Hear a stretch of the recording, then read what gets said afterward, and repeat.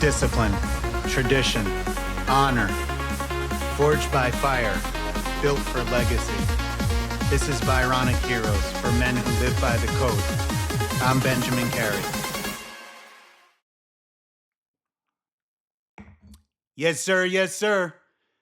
Every man stands at a threshold, that invisible line between who he's been and who he's meant to be. Once that line was clear. There were trials, men were tested, but somewhere along the way, we lost that. People softened everything and blurred what it means to arrive. Knights prayed the night before knighthood with their armor laid out before them. In ancient tribes, a boy would be sent out into the wilderness to walk alone with nothing. He'd sit and wait for a vision, a sign, an animal, a voice. He came back changed. You could see it. His spirit had caught up to his body. Each rite of passage told the same truth. Manhood was not inherited, it was forged. You didn't get there by accident. You crossed the threshold and you never went back. Today, most men don't have that moment. No tests, no wilderness, no threshold to cross. They move from one distraction to the next. Fed, entitled, taken care of, comfortable, warm, but never proven. They're handed freedoms without responsibility, opinions without wisdom, and power without restraint. So they look for it in other ways, rebellion, risk, but somewhere deep inside they know they're missing something. They're innate wanting to be tested, to be trusted. Even though those rituals have disappeared over the years, that need has never died. It's in us as men, that call to the fire, the need to become. So maybe it's on us as men, as coaches, to bring that threshold back, not as a punishment, but as a challenge, as a purpose. A rite of passage doesn't have to be ancient. It just has to prove something. The first job that humbles you, the stand that costs you, the first time you stick up for someone else at your own cost, here are the ones that still matter. Your first responsibility, your first job, the moment you realize effort equals worth. Many of these kids today, they don't know what it means to have a real job. Growing up, everyone had a job in high school. Even if you were doing sports, you still had a job at the supermarket. You worked for construction. You did roofing. You interned. You work in a local store. Everybody had a job back in the day. And it taught you so many things. It taught you humility. It taught you the value of the dollar and how much X amount of time would get you paid so that you could translate that into the cost of buying things. And we don't have that today. Part of it is that our kids, especially the real committed ones, the kids who are really serious about sports, spend an exorbitant amount of time training, right? So as parents, we often wonder how much time can be fit in for them to have a job like we had as kids. They do specialized training from an early age. And if you're really committed to a sport, it doesn't leave much room for anything outside of homework, family responsibilities, and training for your sport. However, I'm a firm believer that there are times during the summer, there are breaks, there are snow days when you could grab a shovel and go out and make $100 and learn the value of the dollar and what it means to work hard and the lessons by hard labor and coming home sore after shoveling snow all day or being on your feet at the supermarket all day. There are so many lessons to be learned, and many of our kids today will never realize these because they coast through life, especially in this very entitled and financially stable region of the country that we live in. A lot of these kids never get jobs until their first career. I remember when I was 11 years old, I wanted a job badly. I wanted to do everything I could to start putting money in my pocket at an early age because we didn't have money growing up. We were poor. And I remember being frustrated because no one would give me a job because I was only 11 years old. And my mother at the time told me, why don't you write a letter to the president and let him know your frustrations? And I was like, what do you mean? I realize now that she was putting me through an exercise that was kind of becoming a man, taking responsibility for wanting something and going after it. So I wrote a letter to Jimmy Carter and told him that I didn't think it was fair that at 11 years old I couldn't get working papers and then I had to wait until I was 12. All I wanted was a paper route, and I couldn't get one. They wouldn't hire me because I was only 11. I think I got some sort of auto response back. I got a nice letter with his signature. At any rate, I ended up having to wait until I turned 12 to get a paper route. But I remember that first job vividly. I remember delivering the papers at the crack of dawn before the sun was even up. I remember doing it in the fall when it was still cold and I can still hear the leaves blowing across the street and going door to door, throwing the papers onto people's porch. I remember how uncomfortable it was knocking on people's door, having to collect the newspaper fees for the week. There are just so many lessons in having a job at a young age. It humbles you, it teaches you to interact with adults and learn how to speak articulately and how to carry yourself and how to have confidence. And then there was the cashier job where I'm in the supermarket and people are coming through, and it's humbling because you're waiting on them and it teaches you something that doesn't leave you. It teaches you things that I can't imagine some kids going through a whole entire childhood in high school and not having a job where they're in a position where they have to wait on people. Like, I don't care what background you come from or how much money you have, there are lessons in waiting on other people. And there are lessons from hard labor that shape you as an adult and give you qualities that the entitled just simply won't have. I had construction jobs. I had a job in a local retail store that sold clothing. I remember mopping the asbestos tile floor when I was doing construction. I can remember coming home at night with blisters on my hands. I remember doing fire rehabs and shoveling ash and wondering what had happened in the home and what happened to the family. Every single job that I had left a vivid imprint and in some way caused me to think about things that I otherwise would not have thought about. It gives you a different perspective as a child on so many different things. I can't imagine a child who goes through childhood and doesn't have some of those jobs. Another rite of passage, the rite of freedom. The first time you get freedom to kind of do things on your own, make choices based on your own internal compass, having the responsibility of having to study for your permit test and pass it, and you get your permit. And then eventually you go and you take your driver's test and you get your license. And that's a real big one.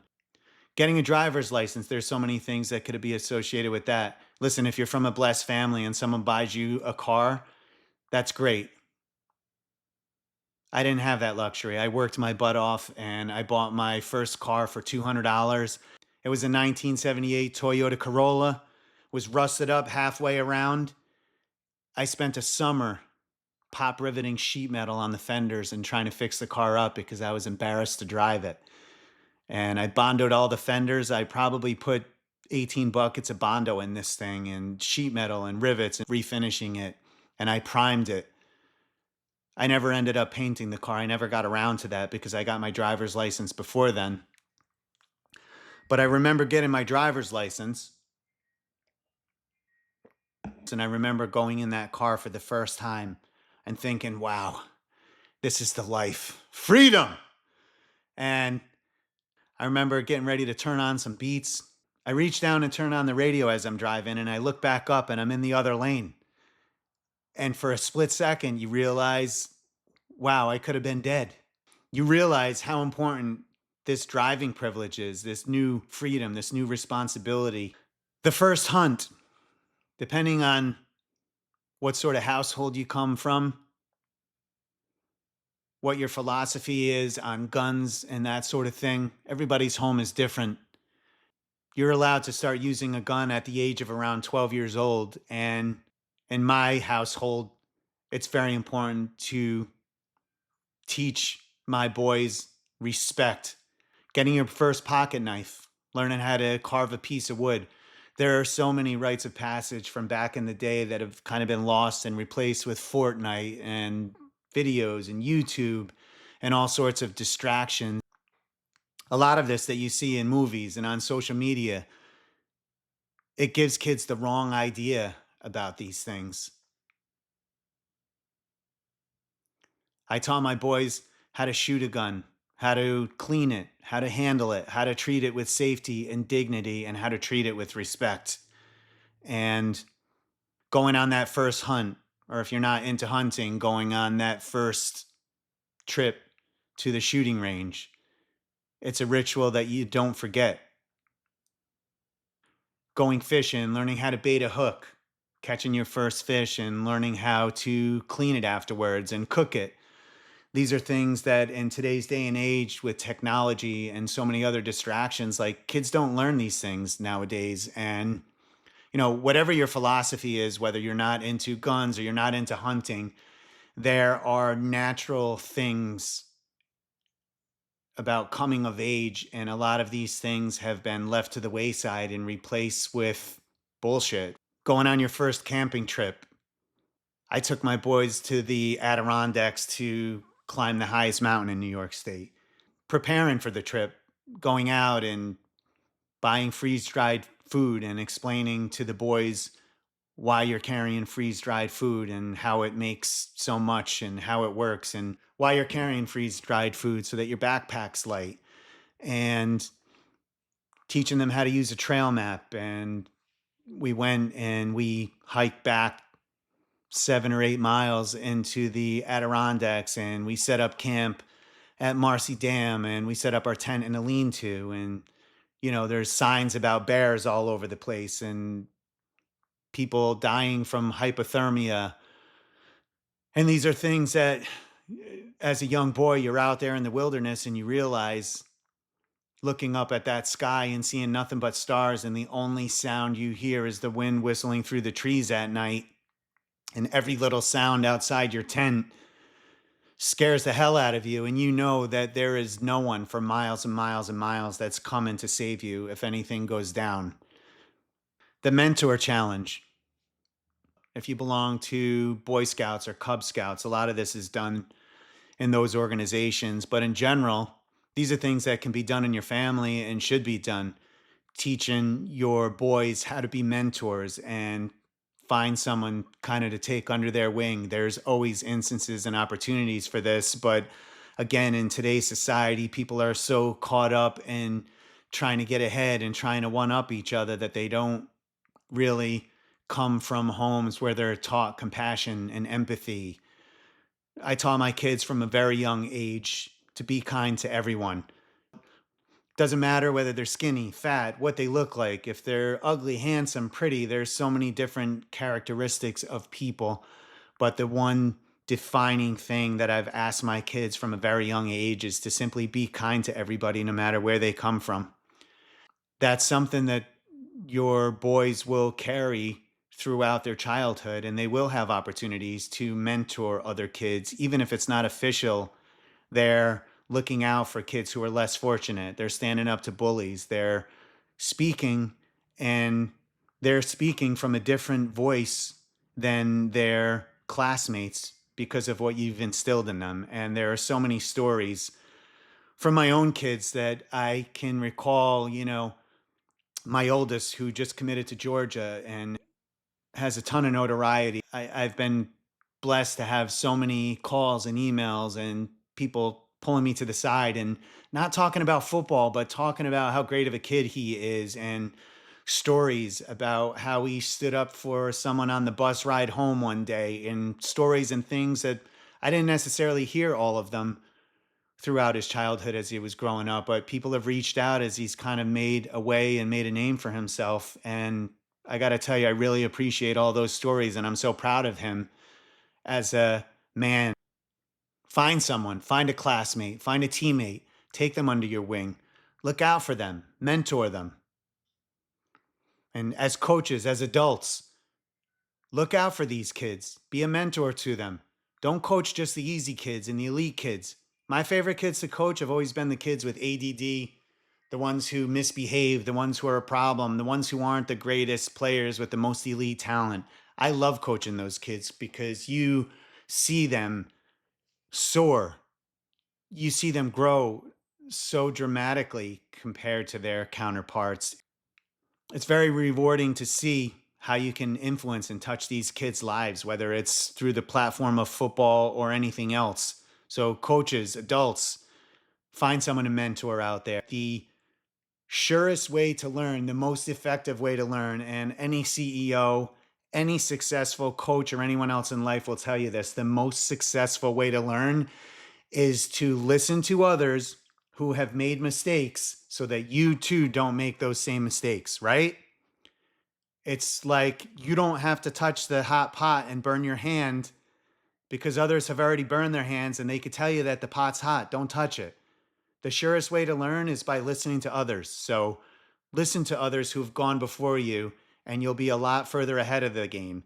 It's great to make mistakes and learn from them, but you don't have to. There's so much knowledge out there, and there are so many adults and great coaches out there who can teach you things and mentor you. And coaches, men, adults, it's our job to take this initiative with the young men of this country.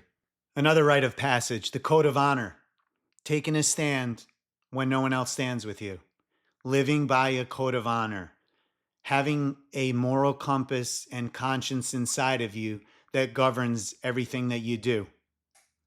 When your friends are doing something stupid or they're doing something bad, you're the voice of reason. When you know something's not right and you stand up for it, even if you're the only one standing, those are the young men that are special. That's what we want for our boys. Men to grow up and live by a code of honor and be different. The boys that are opening the door for adults, the ones that are going into a room, shaking hands, introducing themselves to strangers, the ones that are standing up against bullies, the ones that aren't joining a group making fun of someone else, the ones who have compassion for the handicapped, the poor, the less fortunate, the kid who's showing up in school and he's got ripped jeans and he's dressed like a slob because he can't afford fancy clothes. Our boys are the ones who grow into men that live by a code of honor, and that carries them into their career and into their adulthood, and they end up becoming great young men, great employees, professionals, leaders, great fathers, and great husbands. Another rite of passage that's not like the others, you don't choose it, it chooses you. It's the one that's uninvited and thrust upon you and can make you grow up very quickly. And it's part of becoming a man. And a lot of us go through this and we don't realize how much it shaped us or how it was one of those milestones until after it's happened. This rite of passage, the rite of resilience, comes in many forms. Could be the first time someone close to you dies. I remember when my Nana died, I don't think I was more than 8 years old. And I remember sitting in the funeral parlor and seeing so many people and not quite wrapping my head around what was going on, and taking the drive home afterwards with my dad. And it was right in the middle of my parents' divorce. And I remember riding home in that car with him, and there was silence the whole entire ride home. I remember realizing the magnitude of what just happened, but I was so young I couldn't really make sense of it. That rite of passage definitely shaped me as a man. You realize that life is finite. Every one of us goes through that. Some of you may not have a close death until you get much older in age. This rite of passage is different for everyone depending on their life circumstances. My boys, I remember when their mother was diagnosed with stage 4 breast cancer, having to tell them that upstairs in my bedroom, and all of us having a group hug, a family hug, and crying together as a family and hugging each other in a circle because the prospect was not good. My youngest guy, Sully, was diagnosed with acute B-cell lymphoblastic leukemia when he was 10 years old. And I remember being in that emergency room with him, having no idea what was about to come, and hearing the news myself. And then the following day, knowing that I was going to have to tell him this. And I just remember the next day holding his hand at 10 years old, having to tell him he had cancer. And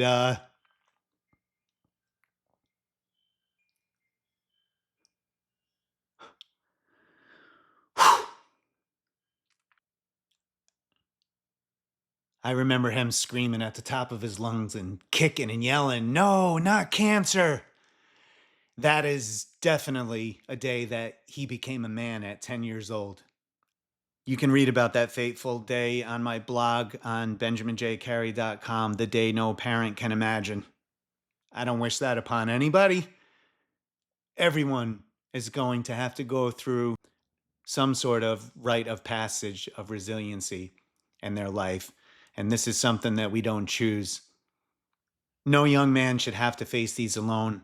And that's where we come in as fathers, as coaches, to support them and teach them and guide them through it and navigate it and fill in the blanks and fill in the dots so that they can grow from it and be stronger and be fortified young men. It's our job as the fire keepers to guide them through the flames and make sure they don't get burned. The rite of resilience is the hardest of them all. It's the one that breaks you down just to see if you'll rise again. These thresholds, these rites of passage, these trials and tribulations, the world will continue to throw a ton of them at you. And every time you face one, you can choose to conquer it and handle it with the best of your dignity and strength. So it's time to bring these rites of passage back, to think about things that used to be a very important part of our society. It's time to bring it back, not just as empty rituals, but as meaningful ceremonies, celebrations of becoming a man, moments that honor growth, courage, and transformation. The fire changes everything it touches, but it never changes what's true. Every trial, every test, every hard-earned moment, they're markers. They're proof that you've walked through something and came out different on the other side. That's what rites of passage are. They're coming of age milestones that shape the soul and stamp the memory. Moments that deserve to be witnessed and remembered and passed down. Because becoming a man is not a single event. It's a lifelong crossing, a series of thresholds. As men, it's in our primal instincts. We need these tests. We need to navigate them with someone and be shown that we can overcome. Every time you rise and conquer, you become closer to who you were meant to be. So keep the fire, keep the ceremony, keep the code. And when your time comes, light the way for the next one to follow. Nice talking with you guys. Follow me on social media at Benjamin J. Carey and subscribe to Byronic Heroes on Spotify, Apple, Amazon, or whatever your favorite podcast platform is. See you soon. This was Byronic Heroes, forged by fire, built for legacy. Click subscribe to join us next time.